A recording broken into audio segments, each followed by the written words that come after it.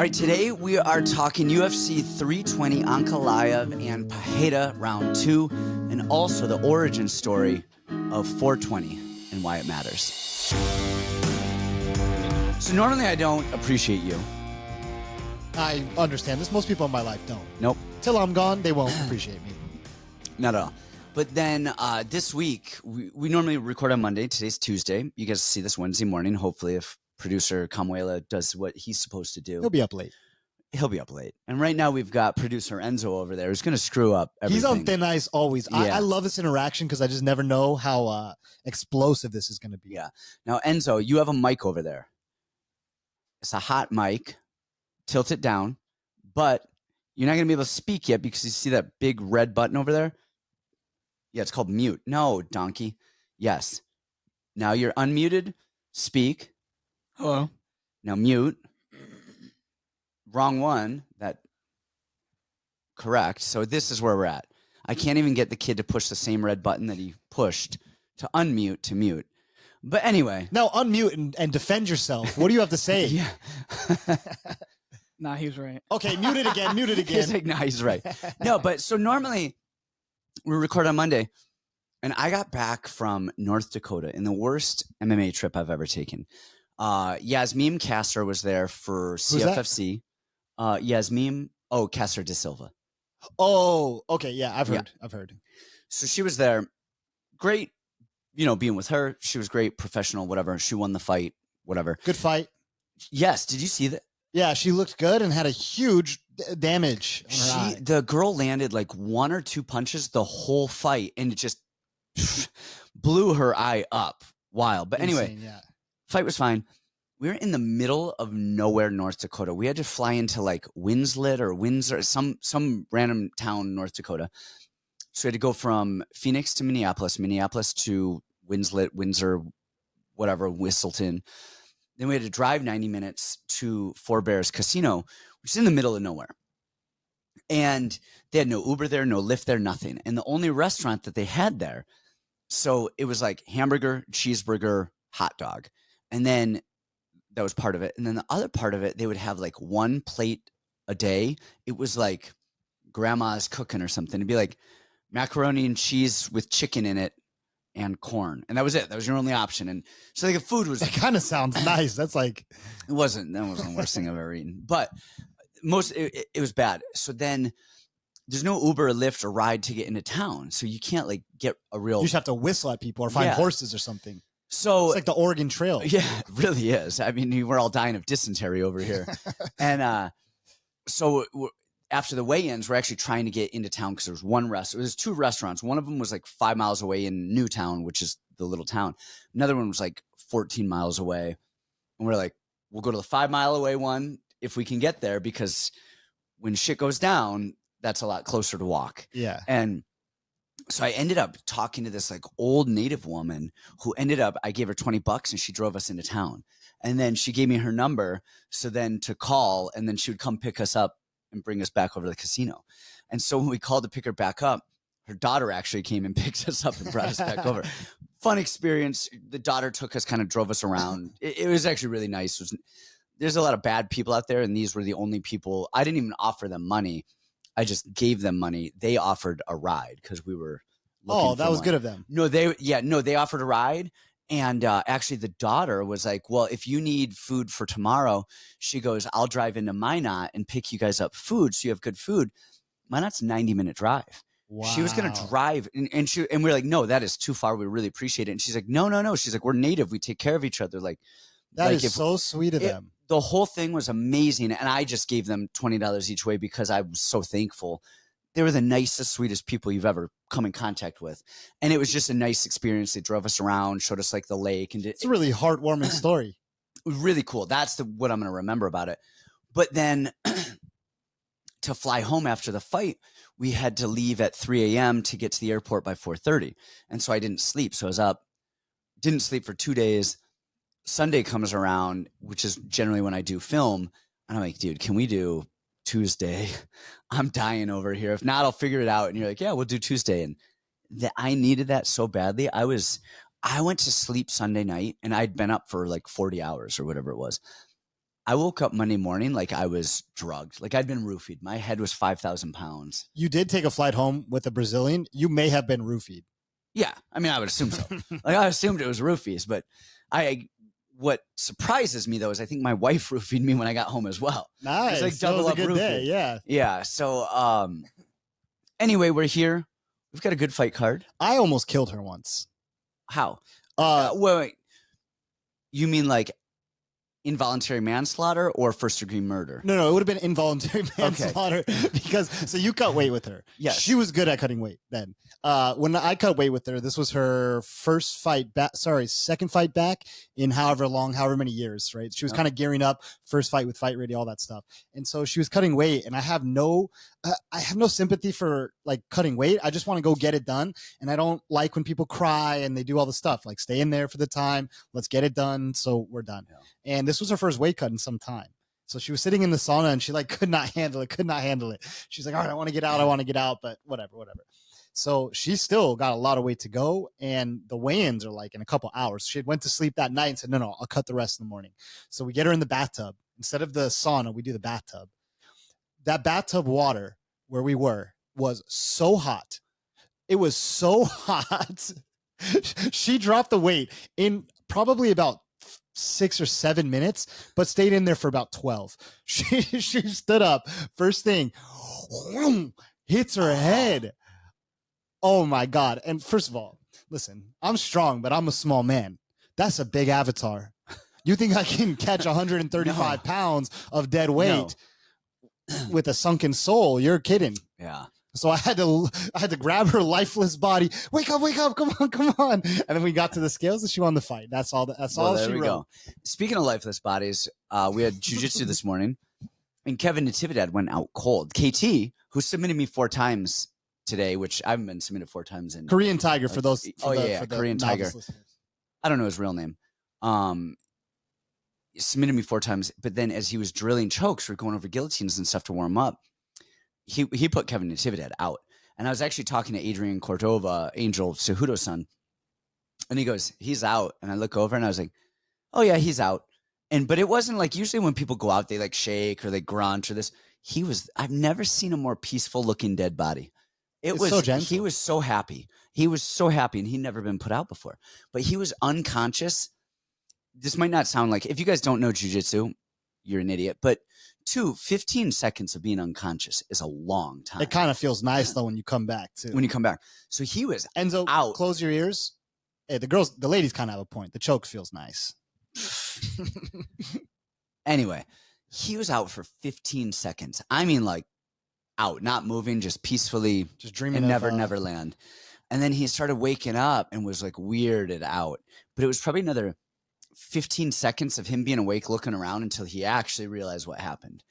It was a long time. And then he just sat out. He was so freaked out. He didn't really do much for like 30 minutes. That's it. I mean, that's the end of the There's a show on Netflix. I love this show. Oh, wait, sorry. He woke up and he thought he had pooped himself. Because he was like so like out of it and warm and hot and didn't know what. He was so freaked out and he felt so weird. And he didn't pee or poop himself. But he thought he did. Wait, can we retake this and let's just edit it? Were you saying he did shit himself just for the fun of the story? Isn't that funny though? Like just that was his thought. He was so freaked out that he was there. He thought he pooped himself and he was like had to go check. And anyway, I love a good prank. And there's this show on Netflix. This guy, I think he's a very good host of a show, but a very good magician too. The guy who does the Magic for Humans show. You told me about that. Yeah, and we watched that afterwards. He's great. He's great. Yep. The way, his cadence, his joke telling, he's awesome. So he has this other show called the Magic Prank Show. Okay. And what is that on? Because I need to watch it. It's on Netflix. Is it on? Okay. Oh, I don't know. No, I'm going to spoil the last one, but the other episodes are amazing. So because it's just on this one. Okay. So what he does is he has a guy. So they basically set up this prank where a guy kind of needs money because he got a $500 parking ticket. We just so happen to be handing out $500 for anyone who participated in the sleep survey. Right. All right. So they're just setting him up. Yep. So he goes in and then he gets hypnotized. Does a consultation with a professional hypnotist who kind of sets up all the traps ahead of time. Boom, puts him to sleep. Okay. So they send him home and then they set him another date to come back for the sleep study. Okay, they have the hypnotist in place. Everybody's set to go. They created this custom sleep pod. Okay, so he goes in the sleep pod. Boom, you're sleeping.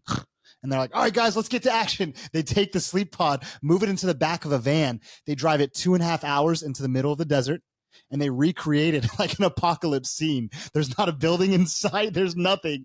And so all they did when he finally woke up, he was in a metal a storage unit or sorry, what are they called? A container. Yeah, like a storage container.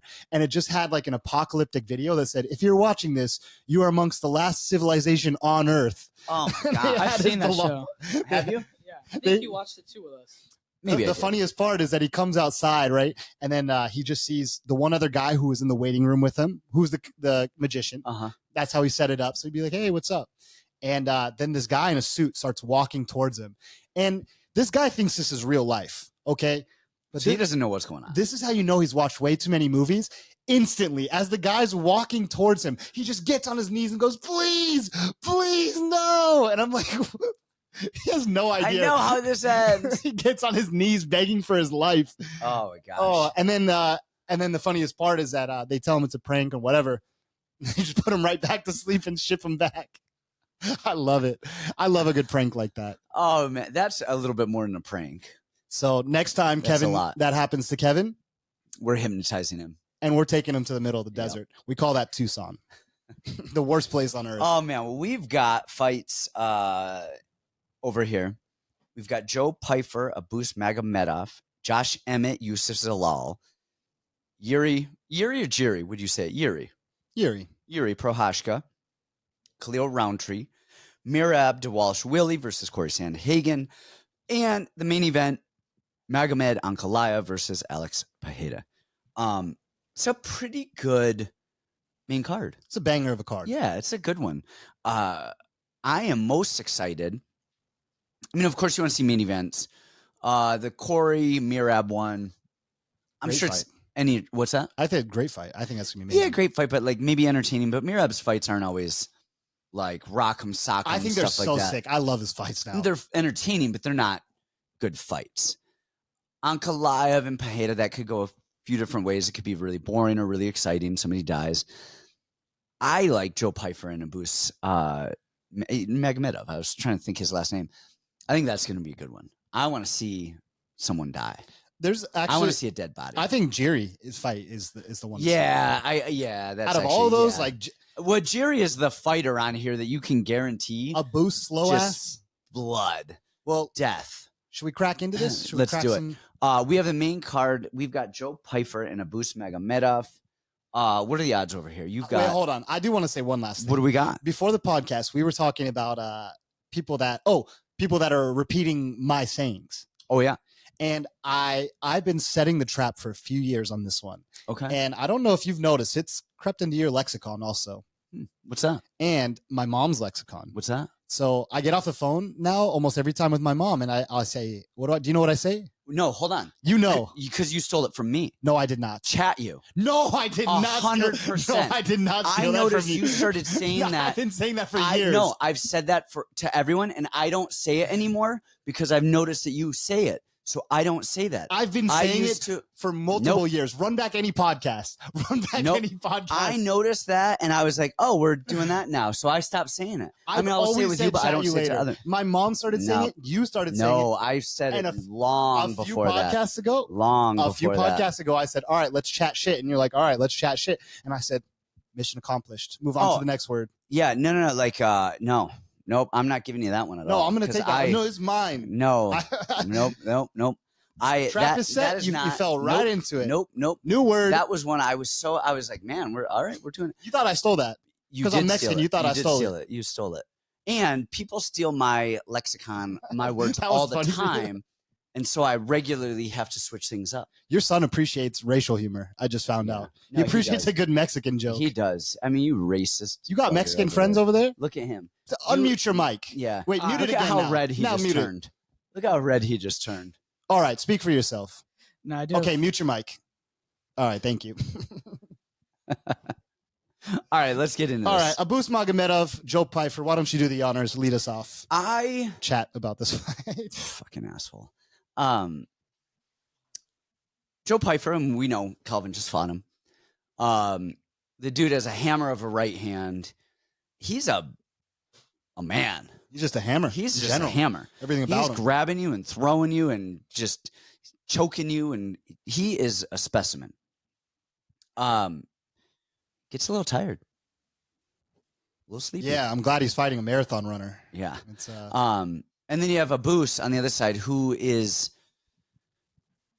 clean. He's a clean striker, and he does a lot of stuff well. He has the front kicks. He keeps his range well. He does a lot of stuff well.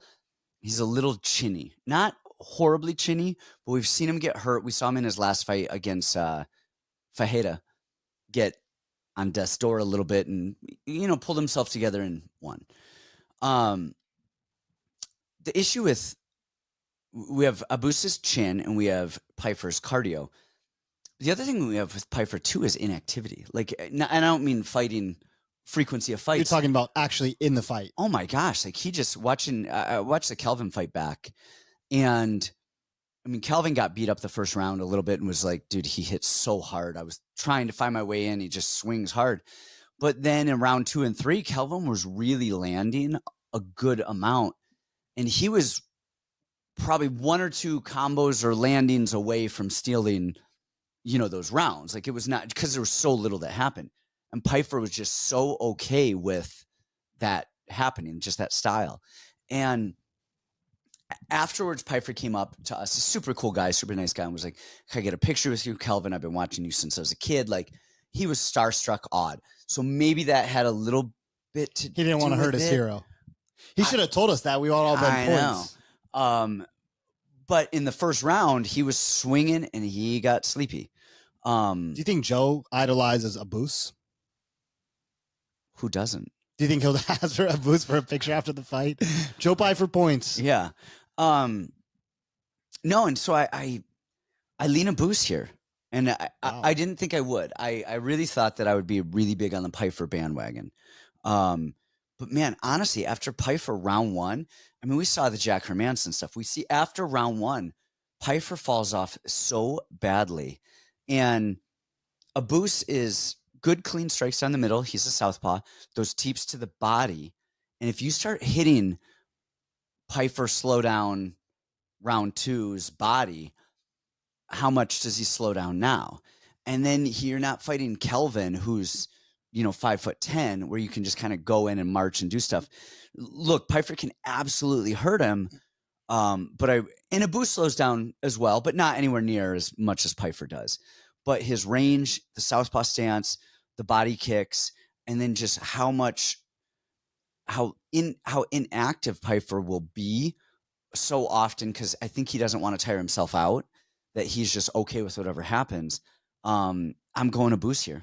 I'm going to be on the other side, and it's not like it's a super confident one, but I think Abus swings too wide, and a lot of times he looks pretty labored, and I really think that Abus is kind of a front runner.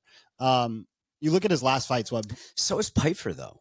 Yeah, but he's a better front runner than Abus is. And you look at Abus, right? He got really overwhelmed with Sean Strickland just pressure in his face. And if anything, Pyfer has a really good jab. He's got a really good right hand. We cannot compare Pyfer to Strickland. No, but he does come forward all the time. It's a different. Strickland is throwing it in your face and making it work, where Constantly. Pyfer's like, I will creep in and I will creep in. But his feints and his power is a big deal. And that's something that Abus is. Sean Strickland never swings with power. That's the big difference. Yeah. So you can sit there and eat those shots all day, but either way, the forward pressure is really what kind of screws with Abus. I bet Abus against Pereira in his last fight and against Ferreira in the fight before that. But both guys have pretty big grappling holes and cardio issues. I think Pyfer's a much better wrestler, especially defensive wrestler. He's shown that. Very good counters, very good, clean, sharp striking. The price might be a little bit wide for me, but I think. What are the odds on this? Yeah, sorry, Gabe. Sorry about that. Gabe, you gave us the odds, and we don't even know what's going on. Abus, well, it's because we were chatting about chatting, and then it screwed us up. Abus Magomedov is plus 195, and then we have Joe Pyfer minus 230. It's actually not as wide as I kind of. It's not. It's a little wider than it should be, I think. I think, I would assume Pyfer would be the favorite, but I think they're closer in skill set. I think if Pyfer hurts him, which he probably will, I think he'll finish him. I think Kelvin's got a crazy good chin. I don't disagree with that at all. Kelvin gets hurt chin, that thing is insane. He gets hurt every fight, and then it just actually comes back stronger. It's like a It's like a turtle shell. What is it that grows back stronger each time you break it? I don't know. It's like a beak of a parrot or bone? something. Whatever that is, that's what it is. We like that fun here. All right. All right. Next up, we have Josh Emmett and Youssef Zalal. Emmett's 19-5. Zalal is 17-5. Who do you got here? Dude, wait. Pull up the odds. Damn it. Oh. Get this freaking odds ready. Sorry, so I volunteered to do this, and then I'm not. Yeah. I'm trying to. There's the one. Close your ears, Enzo. There's that one cunt YouTube comment guy that's always like, Brendan, you're on your phone the whole time. So I'm trying to. Don't be on, dude. Why are you on your phone? I'm trying to avoid his. You look at the odds. What are the odds? Okay, it's not on your phone. Okay, wait, hold on. You didn't print them out. You didn't memorize them. Shit, I hate. All right, we have Mr. Josh Emmett representing Team Alpha Male at plus 355 versus Youssef Zalal representing all of Colorado and Morocco at minus 455. All right. I don't have a lot to say on this one. To me, this is a dog or fight pass. And the only reason I say that is because Zalal does a lot of dancing around the edges. And in the last fight, Cater, I think he was really gun shy. He wouldn't really throw a lot at him. And if you have a guy that's stalking him with the pressure, optically, it looks really good. Obviously, that's the one thing.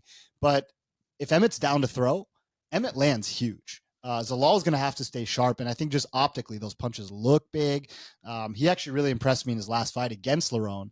I think the wrestling could be a big deal. Just optically, I don't think you want to bet minus 455 that against a guy that's skirting the cage, the edge of the cage the whole fight.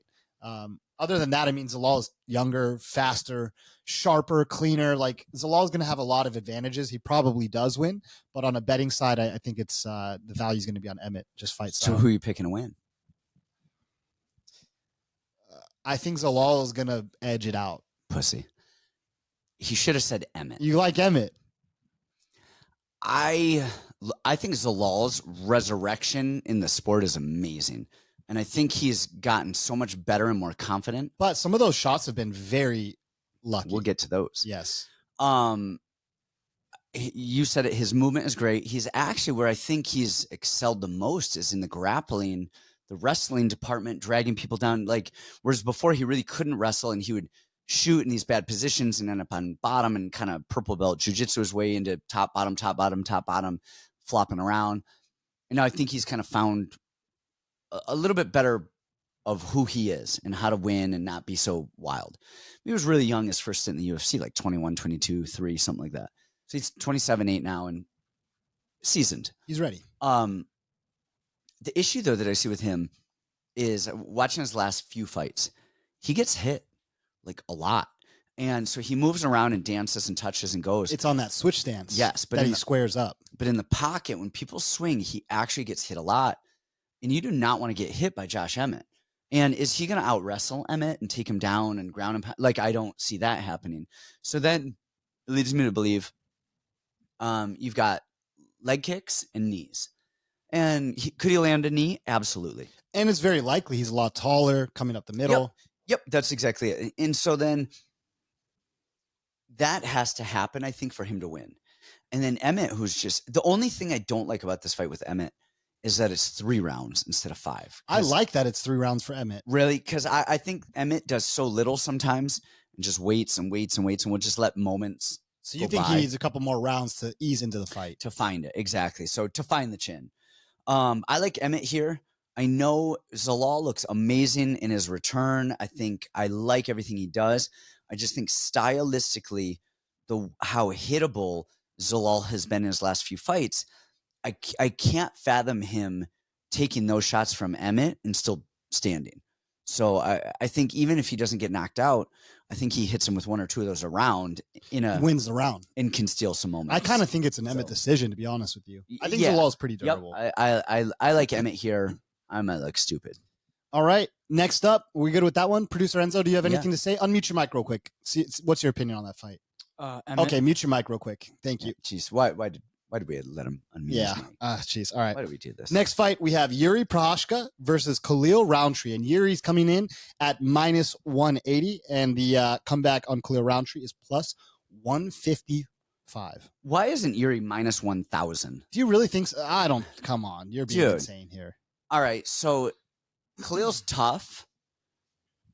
Muay Thai. He's very technical. Muay Thai. He hits hard. He is, but he stands there, and he needs somebody to stand there with him.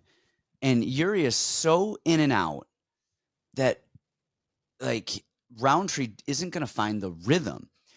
He's not going to find the rhythm to just blast low kicks at will. And Jiri, if Jiri bounds in and out like a fucking giant ass deer, like he does, and dances around, and then you're there and he wants to kick, but it's not quite there, and then all of a sudden he's getting hit. The other big upside on Jiri is grappling. He will do some random ass grappling. Do you think he's going to, though? No, not even intentionally. They'll fall and trip, and Jiri will jump on top and will control the position. I think Khalil he's beating Anthony Smith. Like, he's beating these guys who are old, who don't move well. His run is very bad. And even the Jamal Hill win is looking so bad. Yeah, like that. I feel like Jamal Hill lost that fight versus Khalil won the fight. Like, he never really went for it. He hurt him early and then just kind of chilled. And that's the thing is Rountree is so content to just be here and just move around. And when you're there, he's going to swing. But, man, Jiri is in and out and high and low and spinning and going. I think Jiri is going to starch Rountree. Like, it just doesn't make sense to me. He has 2 losses in the UFC, both to Alex Pereira. Like, that's it. And he's beating Ratchet. He's beating high-level guys. Dominic Reyes in his prime. Like, he is beating the guys, and Khalil is beating Anthony Smith. I understand what you're saying. However, there is a big danger that Khalil Rountree throws very, very hard down the center. And Jiri, as much as they want to talk about head movement, he does move it sometimes, but 85% of the time still, he just comes straight in. That's just his samurai warrior accepting the energy. Honestly, he would tell you that. Icelandic waterfall, lightning. You know, though, I will say, since I've been on a journey of enlightenment, okay, it was really cool to hear Jiri say that at one point in his life, he just decided to be on the path of a warrior. And that's the day that your old personality dies and your new one takes over. And that's who he is now, and that's the life that he lives. And I really love that. He spent maybe, 2 months with us at Fight Ready? I wasn't there for that. Really? I'm so sad because that was fun. He would have been an amazing guy. He was awesome. He was awesome to be around. Here's what I think. He would say some shit where we were like, gotcha. Yeah, it's all right. Cool. It's just that humor. The fuck is he saying? He's funny, though. He is a funny guy. I went back and forth on this fight a lot because my issue is that he puts himself in a lot of danger, and he checks 0 leg kicks, and he never moves his head off center line when he's throwing. And that's obviously the times he always gets caught. You know, he's coming off fresh, knockout by Pereira a couple fights ago. All that stuff. There's an inherent danger with Khalil Rountree. And I think the Khalil Rountree of old that would just kind of melt with pressure, I think that's gone. He's definitely found his rhythm. He's a lot more comfortable standing. You know, he knows his spot in the UFC now, and I think he is dangerous. That being said, Jiri creates so many angles. And I think when things aren't easy for Khalil, it's not that he melts or anything. I just think he gets off rhythm, and he needs to fight a comfortable rhythm. Like you said, he's very good at I throw then you throw, almost like he's Dutch drilling constantly. But Jiri grabs hands, and he low kicks you, and then he scissor sweeps you, and then he, ear muffs you, and just so many angles and so many shots. I think he's going to get Khalil out of his game. And I really don't believe Khalil has the best chin. He's very good at defense, keeps that nice high guard, but when shots start to slip through that defense, I think he gets hurt from time to time. And the way that Yuri's been throwing hooks lately, my God, those are like hammers, and his hands are so big. I was back and forth on this one a lot. I think first round's going to be dangerous for Jiri. After that, I think it's him smooth sailing. I think he's going to knock him out. I think Jiri wins by Mjolnir, Zeus, lightning bolt from the waterfall gods. He just zaps him. Yes. We've seen this. You said the water gods? All of them. The lightning gods, the water gods. If I had to Mjolnir, choose any of the gods all of them against a black man, it would definitely be the water god. That's why we can't have nice things, guys. I have a black mom. I can say that, I think. I don't know that counts. You don't have a black mom. Your mom is married to a black woman. Yeah, it's the same. I don't know. What? All right. Next up, we have co-main event title fight. Sorry, I can read the odds. Merab Dvalishvili, Cory Sandhagen. Merab is 20-4, and Sandhagen is 18-5. Is Merab's run one of the most impressive runs in UFC history? I mean, he's amazing. I mean, but let's just look at like who he's actually beat. So he beat Sean O'Malley.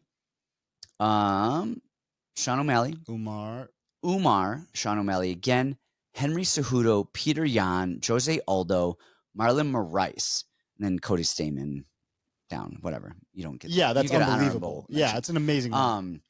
That's freaking impressive. Now I want to look at Cory Sandhagen.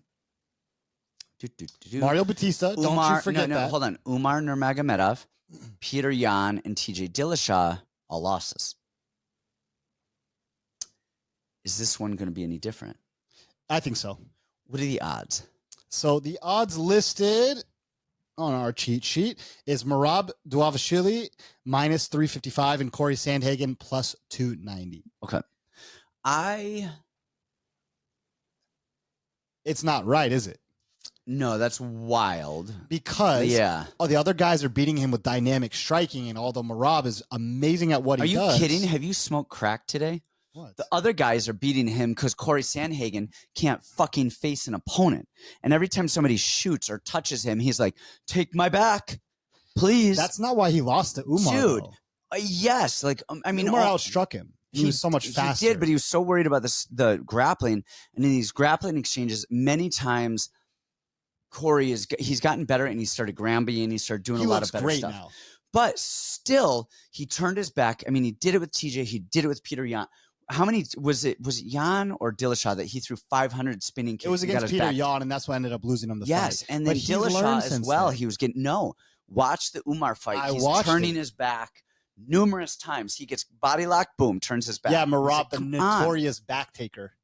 Standing, he does. No, that's what I'm talking about, is standing. Oh. That's how he defends standing. People shoot, and he turns and then starts fighting the hands while he gives up his back.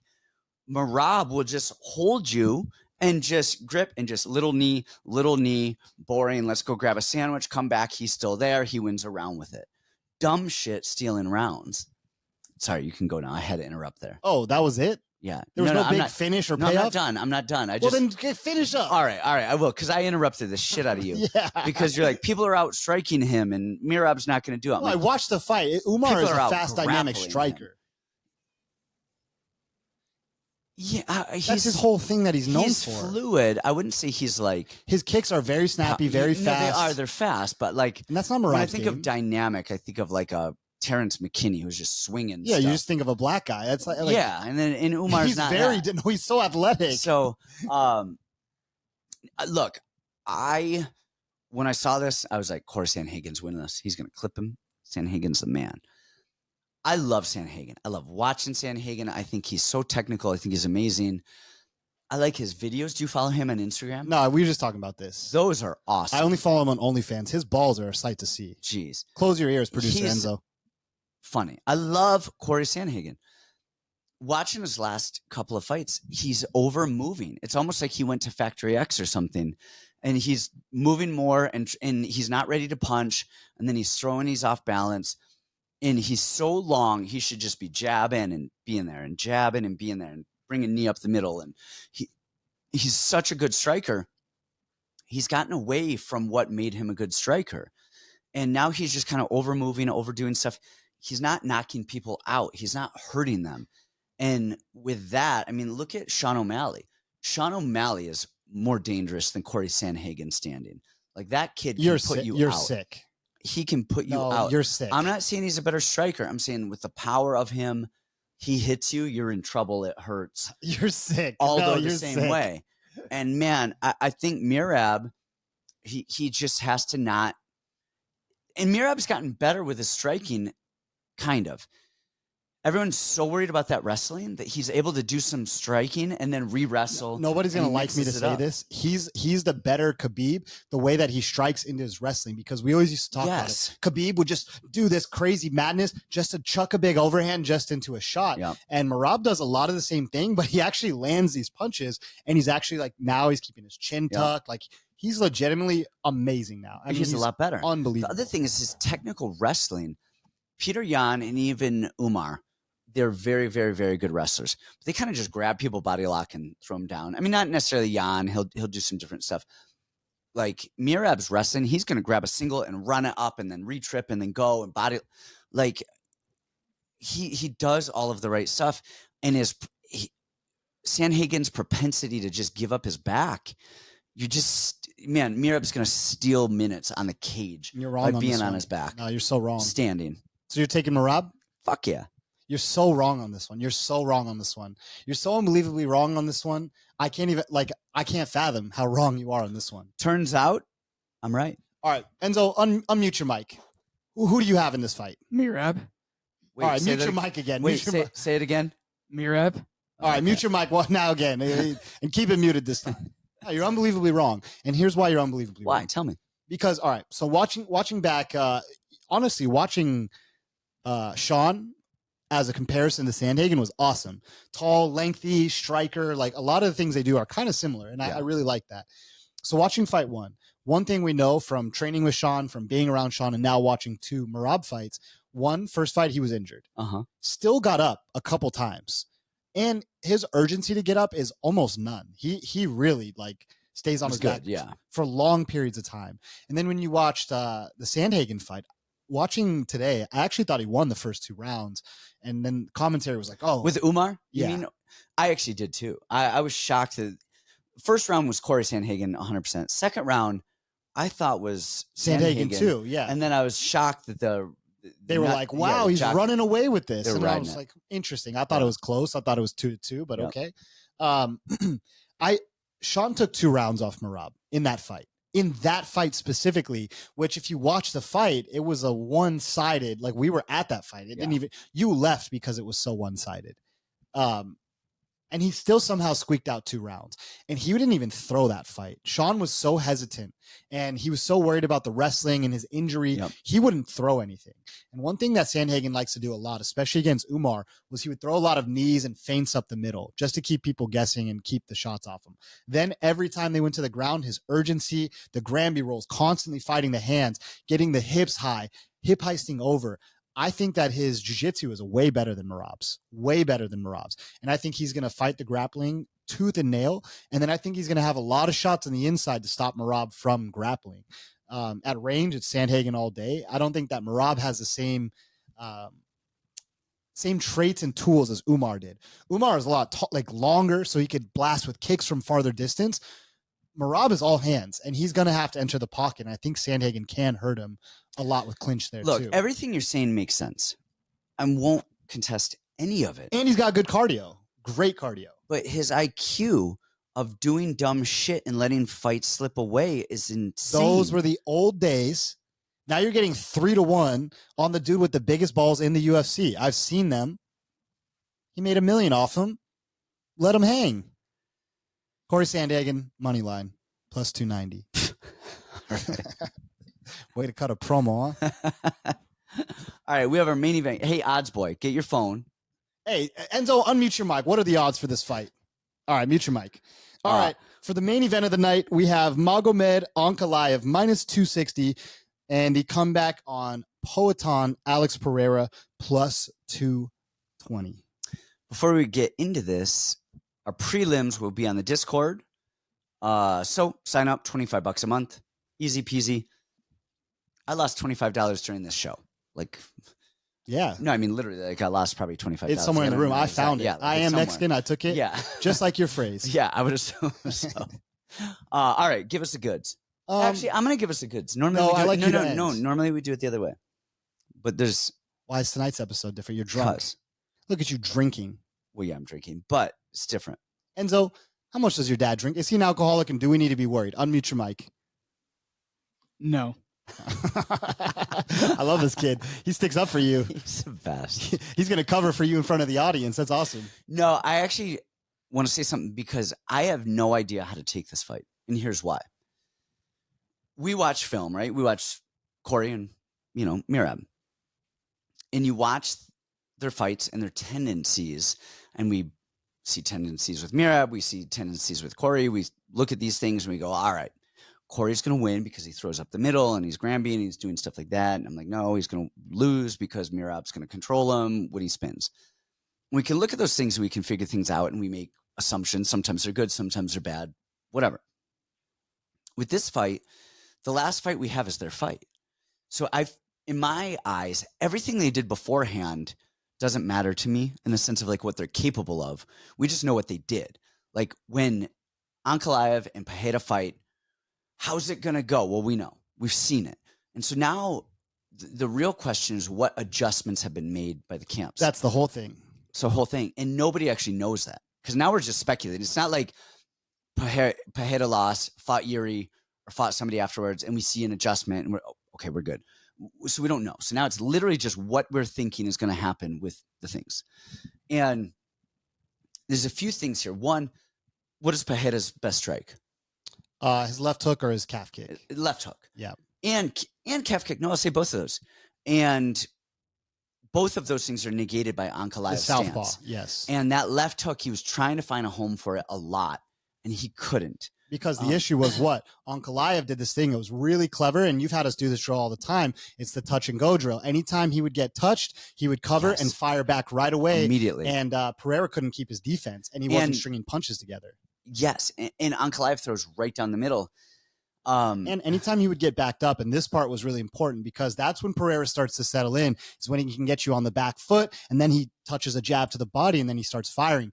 Ankalaev would only take 2 steps back, and then he would fire right away, or he'd feint hard, real hard. And then you see Pereira where, like, I'm speculating here because I don't know. I'm not in his head. I don't know him. I don't think there's much in there. If you wanted room, there's space. But the thing, though, is like, he's almost so confident in himself. There's zero sense of urgency. So he's getting hit with punches that he could probably easily get out of the way of if he had a sense of urgency. And so he's just so mellow. And we see him get hurt when his head is on the cage because he's nonchalant. And so that's where he kind of got hurt and where he tends to get hurt in those positions. And so now I'm wondering a few things on the Pereira side. Does he now have a sense of urgency because he knows he can get hurt and he's now he's the underdog, but he's also the challenger. So now it's like, okay, is he a little bit sharper? Like, all right, I'm not going to let him hit me. I have to take this a little bit more seriously. Other thing that we've seen is in the last fight, he was on a world tour. He was all over the place doing everything you can imagine, but training. And now we don't see quite as much of that. It looks like he's actually training and taking this seriously. And then on the other side, we have he defended, I think, almost all of the wrestling. He did a good job defending. He defended it all. Right? Did he get taken on once and then pop back up? Yeah, or was it? I was shocked how bad Ankalaev's wrestling looked. Right? And so now you have Pereira, who maybe he was, because he didn't do shit in that fight. It was like calf kick, calf kick, calf kick, and then you're just expecting something to happen, but he didn't do it. And so I'm wondering, was that because he was worried about the wrestling and he was trying to do something? So now he's probably not going to be that worried about the wrestling because he negated it before and realizes he's good. Now on the other side, you have Ankalaev. Just good, solid fundamentals down the middle. He doesn't really need to change anything because everything he did was reactive to Pereira. All right. So yes, I agree with you 100%. Punches down the middle, kick here and there, would crowd, smash in, shot a couple times, Pereira turned him. Complete performance. He looked great. Very good. But now that he is not worried about Pereira, his power. You think he gets overconfident? Does he get overconfident and then Pereira just puts him out? And so that's my thing here is I don't know where to take this fight because I only know what I saw and then I can only speculate on where we're going. I think I side with Ankalaev winning here. And I think it's because I think he'll be a little bit more aggressive. And I'm not sure that Pereira is going to adjust on his casualness. And I think Ankalaev can actually really hurt him down the middle. I really have. I mean, that's it. That's all I can give you because that's all we know on the film. You don't think that this is Alex's retirement fight?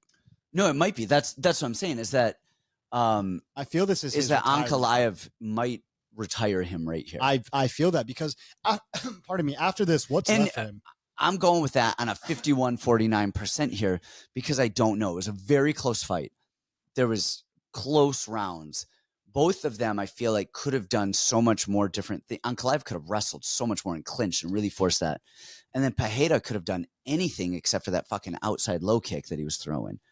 So I feel like there's so much more to have, but we don't know what we're going to get. I think I'm going to keep this super, super simple.